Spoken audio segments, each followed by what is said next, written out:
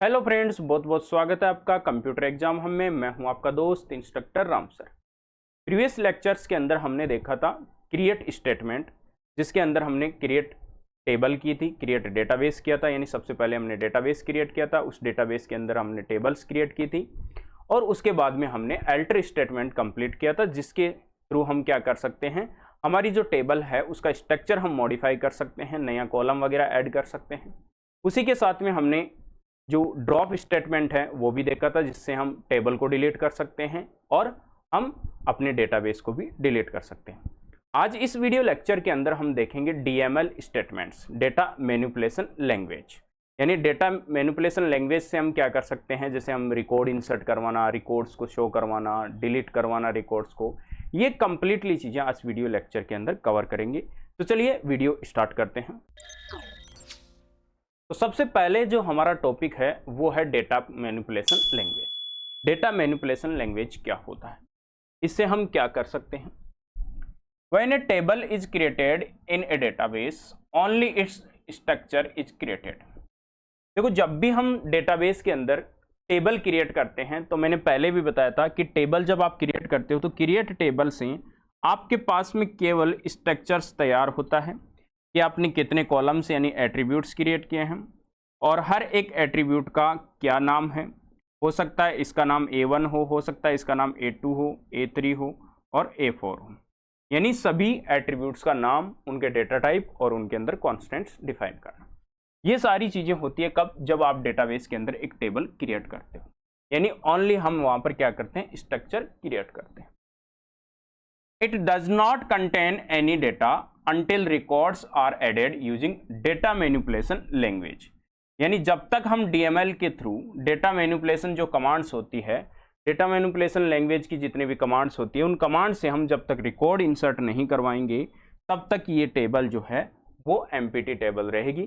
केवल हमारे को टेबल का स्ट्रक्चर दिखाई देगा, हर एक एट्रीब्यूट का डेटा टाइप दिखेगा, नाम दिखेगा और उसका कांस्टेंट वगैरह दिखेगा। ये सारी चीजें स्ट्रक्चर के अंदर हमारे को दिखाई देगी। अब सर डीएमएल से हम क्या कर सकते हैं। डीएमएल से हम क्रूड ऑपरेशंस कर सकते हैं। क्रूड ऑपरेशंस क्या होते हैं, सबसे पहले अगर मैं बात करूं तो इंसर्ट करना रिकॉर्ड्स को, यानी क्रिएट करना, एक डेटाबेस के अंदर जो टेबल क्रिएट की उसके अंदर डेटा क्रिएट करना। दूसरा है रिट्राइव, यानी जितने भी डेटा है उसको एक्सेस करना, यानी शो करवाना, डिस्प्ले करवाना। ये काम किसका है, डीएमएल का है। उसके बाद में अगर आपको डेटा को मॉडिफाई करना है यानी अपडेट करना है, हमारे पास में जो डेटा है, मैं बात कॉलम्स की नहीं कर रहा हूँ, बात में कॉलम के नेम वगैरह की नहीं कर रहा हूँ, वो अल्टर स्टेटमेंट से होता है, उसमें मॉडिफाई अलग होता है। यहाँ से जो हम अपडेट करने की बात कर रहे हैं वो कर रहे हैं डेटा को अपडेट करने की बात। डेटा अंदर जो डेटा इंसर्ट किया है उस डेटा को हम क्या कर सकते हैं, यहाँ पर अपडेट कर सकते हैं, रिमूव कर सकते हैं, यानी डेटा को डिलीट कर सकते हैं। किसी रिकॉर्ड्स को डिलीट करना हो या कंप्लीट रिकॉर्ड्स को डिलीट करना हो, यहाँ टेबल डिलीट नहीं होगी, टेबल जो है वो ड्रॉप स्टेटमेंट से डिलीट होगी। यहाँ हम देखेंगे डीएमएल के अंदर डिलीट करना किसको, रिकॉर्ड्स को डिलीट करना। ये सारी चीजें हम डीएमएल के थ्रू यहाँ पर कर सकते हैं। नेक्स्ट टॉपिक है हमारा डेटा मैनिपुलेशन लैंग्वेज के अंदर insert into statement. Insert into statement क्या काम में आता है, इंसर्ट इनटू। इंसर्ट इनटू का मतलब हो गया एक टेबल के अंदर कुछ इंसर्ट करवाना। और क्या इंसर्ट करवाएंगे, रिकॉर्ड्स इंसर्ट करवाएंगे। तो जो हमारी टेबल है उसके अंदर जो इंसर्ट स्टेटमेंट है वो क्या करता है, the insert into statement is used to add new record. एक नया रिकॉर्ड यानी एक रो ऐड करने के लिए क्या करते हैं, टेबल के अंदर इसको यूज लेते हैं। सर इसके सिंटैक्स की अगर हम बात करें तो सबसे पहले आपको क्या स्टेटमेंट लगाना है, इंसर्ट इनटू स्टेटमेंट। उसके बाद में जिस टेबल के अंदर आप रिकॉर्ड इंसर्ट कर रहे हो उस टेबल का नेम होगा यहाँ पर। उसके बाद में आपको लिखना पड़ेगा वैल्यूज, और वैल्यूज के आगे आपको पैरेंथेसिस के अंदर जितने कॉलम्स की आपके पास में टेबल बनी हुई है उतने आपको वैल्यूज स्पेसिफाइड करनी पड़ेगी। ना कम कर सकते हो ना ज़्यादा कर सकते हो, कम ज़्यादा होगी तो उसका हमारा पास में सेकेंड मेथड रहेगा। यहाँ पर हम क्या करेंगे, कंप्लीटली जितनी भी वैल्यूज हैं उनको इंसर्ट करवाएंगे। फर्स्ट जो वैल्यू है वो फर्स्ट कॉलम में जाके स्टोर होगी और सेकंड वैल्यू है वो सेकंड कॉलम के अंदर जाके स्टोर होगी, थर्ड वैल्यू थर्ड कॉलम के अंदर जाके स्टोर होगी, फोर्थ वैल्यू फोर्थ कॉलम के अंदर। इसी टाइप से वो क्रॉसपॉन्डिंग होती रहेगी। यहाँ पर जो वैल्यूज आप इंसर्ट करवाओगे इसके अंदर जितने भी आपको कॉलम्स की टेबल जो बनी हुई है उतने ही आपको क्या करने होंगे, रिकॉर्ड इंसर्ट करवाने होंगे। हो सकता है आपके पास में जैसे जो टेबल क्रिएट की उस टाइम पे आपने 4 एट्रीब्यूट क्रिएट किए हैं, तो 4 एट्रीब्यूट क्रिएट किए हैं तो आपको 4 वैल्यूज देनी पड़ेगी कॉमा से सेपरेट करके सभी वैल्यूज को। अब हम बात कर लेते हैं कुछ रूल्स की। रिकॉर्ड इंसर्ट करवाते टाइम पे हमें क्या रूल्स फॉलो करने होंगे, किन रूल्स को हमें ध्यान में रखना पड़ेगा। If you provide values for all the columns you do not need the mention the column names in the insert statement। यानी आपको जब वैल्यूज इंसर्ट करवानी है और कॉलम की वैल्यूज, जितने कॉलम्स आपके पास में उतनी वैल्यूज अगर आपके रिकॉर्ड में है और आप इंसर्ट करवा रहे हो, तो उस टाइम पे आपको कॉलम का नाम स्पेसिफाई करने की जरूरत नहीं है। मैंने पहले भी बताया था, आपको डायरेक्टली वैल्यूज देनी है और वैल्यूज के अंदर वैल्यू आपको इनपुट करवानी है। जैसे आप वैल्यू लिखोगे अंदर, फर्स्ट वैल्यू फर्स्ट कॉलम के अंदर आ जाएगी, सेकंड वैल्यू सेकंड कॉलम के अंदर, थर्ड वैल्यू थर्ड कॉलम के अंदर। लेकिन इसके अंदर रूल क्या है, इसके अंदर वैल्यू कंप्लीट होनी चाहिए, जितने कॉलम्स है उतनी आपके पास में वैल्यू होनी चाहिए। This works only when number and order of values exactly match the tables structure. इसमें एक चीज का और ध्यान रखना है आपको कि आप जब कॉलम के अंदर इंसर्ट करवाते हो वैल्यू, यानी रिकॉर्ड जब आप इंसर्ट करवा रहे हो, तो ऐसे नहीं कि जैसे मान लो फर्स्ट कॉलम जो है आपका रोल नंबर है और जो वैल्यू है वो आप वहां पर नेम इंसर्ट करवा रहे हो। ऐसा पॉसिबल नहीं होगा, क्योंकि फर्स्ट वैल्यू फर्स्ट वाले कॉलम से एग्जैक्ट मैच करेगी डेटा टाइप वगैरह, तभी वो वैल्यू जाके वहां पर इंसर्ट होगी। तो इस चीज का भी यहाँ पर स्पेशल आपको क्या करना है, ध्यान रखना है। अब एक और यहाँ पर रूल है कि जब आप फॉरेन की ऐड कर रहे हो सकता है आपकी टेबल के अंदर फॉरेन की हो। अगर एग्जाम्पल की मैं बात करूं तो हमने स्टूडेंट टेबल बनाई थी और उसके अंदर हमने एक GUID कॉलम बनाया था, उस कॉलम को हमने फॉरेन की ऐड किया था। तो अब आपको यहां पर एक चीज ध्यान रखनी है कि जब आपके पास में if a table contains a foreign key, make sure the related data already exist in referenced table. आपके पास में जो टेबल आपने बनाई, उस टेबल के अंदर कोई GUID जो आपने अगर फॉरेन की लगा रखी है, तो आपके पास में पहले से जो सेकेंडरी टेबल है, जो रेफरेंस टेबल है, उसके अंदर डेटा इंसर्ट होना कंपलसरी है। क्यों? वही रिकॉर्ड हम क्या करेंगे, इधर इंसर्ट करवाएंगे सेम रिकॉर्ड, और उसी से हमारी टेबल क्या होगी, लिंक होगी। इसलिए हमारे को पहले उस टेबल के अंदर रिकॉर्ड इंसर्ट करवाने हैं जिस टेबल के अंदर फॉरेन की नहीं है, और अब सेकेंडरी टेबल, जो फर्स्ट टेबल के अंदर आप जब डाटा इंसर्ट करवाओगे, जहां पर आप फॉरेन की लगा रखे हो, वहां पर आप डेटा इंसर्ट करवा सकते हो। सबसे पहले हम गार्जियन टेबल के अंदर रिकॉर्ड इंसर्ट करवाएंगे। कैसे इंसर्ट करवाएंगे उस चीज को भी हम देख लेते हैं। हमारे पास में जो टेबल है, स्टूडेंट अटेंडेंस नेम का एक डेटाबेस बना था, उसके अंदर हमारे पास में एक टेबल थी गार्जियन टेबल। इस गार्जियन टेबल के अंदर हम क्या करेंगे, पहला रिकॉर्ड इंसर्ट करवाएंगे। क्यों करवाएंगे? क्योंकि गार्जियन टेबल के अंदर कोई भी फॉरेन की यहां पर नहीं है, इसलिए हम क्या कर सकते हैं, इसके अंदर हम रिकॉर्ड इंसर्ट करवा सकते हैं। Other tables like student dependent on it. जो स्टूडेंट टेबल है वो डिपेंड करती है किसके ऊपर, गार्जियन टेबल के ऊपर। क्यों करती है?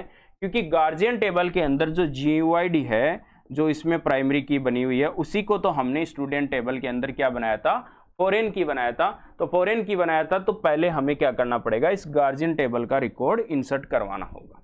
अब गार्जियन टेबल के अंदर रिकॉर्ड इंसर्ट करवाने से पहले आपको ध्यान देना है 1 2 3 और 4, यहाँ पर कितने हैं, टोटल 4 कॉलम है, और हर एक कॉलम के अंदर आपको वैल्यू इंसर्ट करवानी है।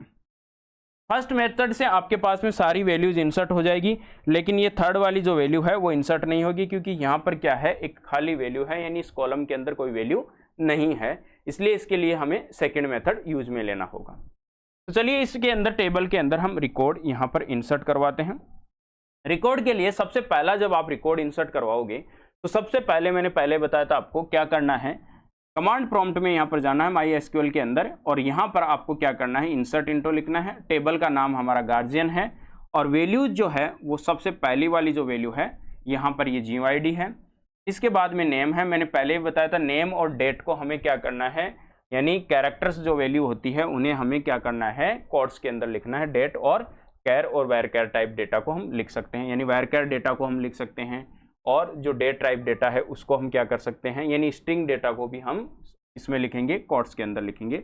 और उसके बाद में हमारे पास में मोबाइल नंबर है और ये G एड्रेस है, यानी टोटल 4 वैल्यूज हमारे पास में है।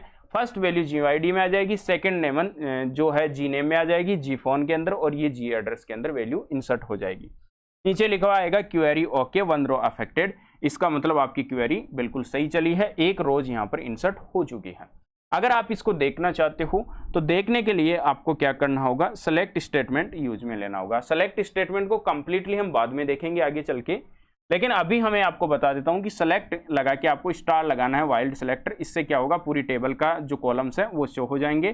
फ्रॉम लगा के आपको टेबल का नाम लिखना है। जैसे आप नाम देखोगे, अब स्ट्रक्चर के अंदर आपके पास में फर्स्ट रिकॉर्ड यहाँ पर शो हो गया है। अब आप इसी टाइप से सेकेंड रिकॉर्ड इंसर्ट करवा सकते हो, लेकिन मैंने पहले ही बताया कि थर्ड रो के अंदर क्या है, थर्ड रो के अंदर एक कॉलम हमारे पास में खाली है, उस कॉलम को हम कैसे इंसर्ट करवाएंगे, देखते हैं उसको इंसर्ट करवाने का second method. Insert records specify column names. भाई हमें अब क्या करना पड़ेगा, फर्स्ट कॉलम के अंदर वैल्यू इंसर्ट करवाएंगे, सेकंड के अंदर इंसर्ट करवाएंगे, थर्ड के अंदर हमारे पास में कॉलम के अंदर वैल्यू नहीं है जीफोन, और फोर्थ के अंदर एड्रेस है, उसको हम इंसर्ट करवाएंगे। तो उसके लिए हम क्या कर सकते हैं, उसके लिए हम यहाँ पर जो एट्रीब्यूट्स हैं उनका नाम लिखेंगे। सम वैल्यूज में बी अननोन, कुछ वैल्यूज हमारे पास में जब इंसर्ट करवा सकते हैं तो अननोन हो सकती है, नल वैल्यूज हो सकती है, या कोई डिफॉल्ट वैल्यूज हो सकती है वहां पर।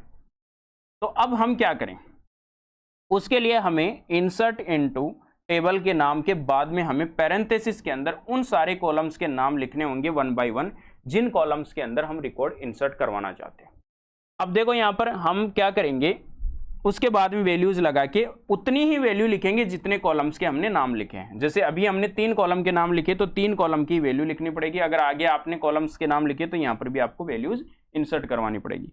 फर्स्ट जो वैल्यू है वो फर्स्ट कॉलम के क्रॉसपॉन्डिंग जाएगी, सेकंड वैल्यू है वो सेकंड कॉलम के क्रॉसपॉन्डिंग जाएगी, और थर्ड वैल्यू जो हमारा एट्रीब्यूट है उसके क्रॉसपॉन्ड जाएगी। रिकॉर्ड इंसर्ट करवाते हैं हम यहाँ पर एग्जाम्पल के थ्रू। जो फोर्थ रिकॉर्ड था हमारे पास में गार्जियन टेबल के अंदर, उस टेबल के अंदर हमारे पास में जी फोन नहीं है।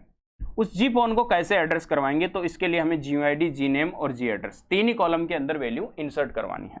उसके लिए हम क्या करेंगे, MySQL इंसर्ट इनटू गार्जियन, और यहाँ पर हम कॉलम्स का नाम दे देंगे जिन कॉलम्स की वैल्यू हमारे पास में है। GUID है तो GUID की वैल्यू हमने कंप्लीटली दे दी है। नेम है जी नेम, यहाँ पर डेनी डिसूजा नेम दे दिया और एड्रेस दे दिया। अब हमारा जो कॉलम था उस कॉलम के अंदर वैल्यू नहीं आएगी। अगर आप शो करवाते हो तो शो करवा के भी आप देख सकते हो। अब हम बात करते हैं यहाँ पर कुछ इंपॉर्टेंट टॉपिक की, वो है if you don't insert a value for a column it will get a null value. अगर अलाउड की हुई है नल वैल्यू, आपने कॉलम के अंदर जब कांस्टेंट डिफाइन किया उस टाइम पे अगर आपने नल डिफाइन किया हुआ है, अलाउड किया हुआ है उसको, तो आपके पास में जब आप उस कॉलम के अंदर कोई वैल्यू इंसर्ट नहीं कराओगे तो कौन सी वैल्यू इंसर्ट हो जाएगी, नल वैल्यू इंसर्ट हो जाएगी। Add default value if set during a table creation, जब आपने टेबल क्रिएट की उस टाइम पे अगर नल नहीं करके आपने क्या किया, एक डिफॉल्ट वैल्यू, मैंने पहले भी बताया था आपको डिफॉल्ट वैल्यू कैसे ऐड करते हैं अल्टर टेबल से, अगर वो सेट की हुई है तो वो वैल्यू वहां पर जाके इंसर्ट हो जाएगी। Text and date values must be written in single quotes. अभी मैंने बताया था कि टेक्स्ट और जो डेट टाइप के जो डेटाज हैं हम जब इंसर्ट करवाते हैं तो उनको हम सिंगल कोट्स के अंदर लिखेंगे। नेक्स्ट जो हमारा टास्क है वो है inserting record into student table. हमारी जो स्टूडेंट टेबल है उसके अंदर हम रिकॉर्ड्स इंसर्ट करवाएंगे। उसके लिए हमने जिस टाइप से रिकॉर्ड इंसर्ट करवाए थे गार्जियन टेबल में, सेम उसी टाइप से हमारी को क्या करना होगा, इसके अंदर भी रिकॉर्ड्स इंसर्ट करवाने होंगे। अब ये जो हमने टॉपिक्स कवर किए हैं इन सभी टॉपिक्स को अभी हम प्रैक्टिकल के अंदर भी देखेंगे। नेक्स्ट वीडियो लेक्चर हमारा कंप्लीटली इसके ऊपर प्रैक्टिकल बेस रहेगा। आई होप ये वीडियो आपको पसंद आया होगा। अगर वीडियो पसंद आया तो वीडियो को लाइक कीजिए, शेयर कीजिए और हमारे चैनल को सब्सक्राइब कीजिए। मिलते हैं नए वीडियो के अंदर जहां पर इस कंप्लीटली लेक्चर को हम प्रैक्टिकली देखेंगे, जहां पर हम रिकॉर्ड भी इंसर्ट करवाएंगे और रिकॉर्ड्स को इंसर्ट करवाने की जो मेथड्स हमने देखे हैं उनको भी कंप्लीट देखेंगे।